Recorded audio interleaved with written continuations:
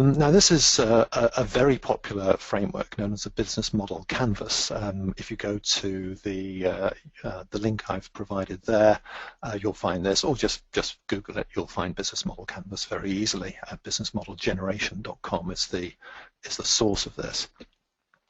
And they go a little further than the two consulting companies I've just mentioned. So on the right, they say you should define your customer segments. You should, not to the left of that, you should identify and specify the relationships by which you deal with those customers and the channels through which you reach those customers. To get those customers, you have to have a clear idea of what your value proposition is, and the value proposition comes from the key resources you need to deploy to make the business work and the activities that make the business function. And back up at the supply end of the business, you may have to work with partners, suppliers, other collaborators. So at the bottom, you've kind of got the revenue side of things to the lower right, and you've got the cost structure side of things to the lower left. Now, this is probably a bit abstract. So what I plan to do is, as in all these things, it's very much easier to follow an argument if we do it in the context of an actual story and an actual case. So let me tell you about an actual case right now where the activity I'm describing has actually been used and is in the process of being used right now. And the case concerns a marine engineering business who is planning to make equipment. Well, they already are making equipment to remove organisms from the ballast water in ships.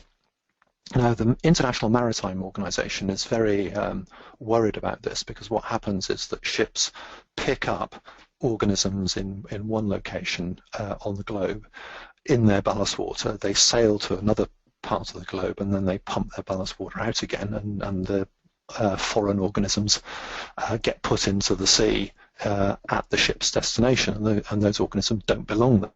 So you get alien species being moved around the oceans, which is a bad thing.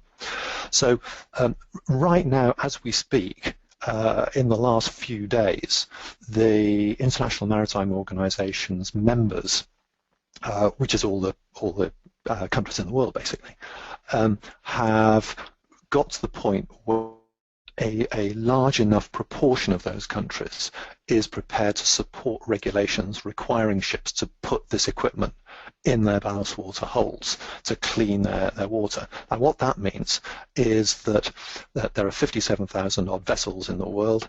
All of those vessels are going to have to be fitted with that equipment in the next 5 years. You have to fit the equipment the next time the ship comes in for maintenance. And then, of course, every new ship that gets built will have to have this equipment installed as well. The challenge for this company that we're discussing is how to capture the ship operator's choice of which system. As I see on this, as you can see on this slide, there are over 35 approved systems from 50 suppliers. They are not all going to survive. There is going to be a big shakeout of companies whose systems don't get adopted and don't get used. So this company has to capture ship operators' choice of the equipment system that they're going to use as fast as possible. And when they've captured the ship operator, they've then got to get the equipment installed rapidly in all of the operators' fleet. So if you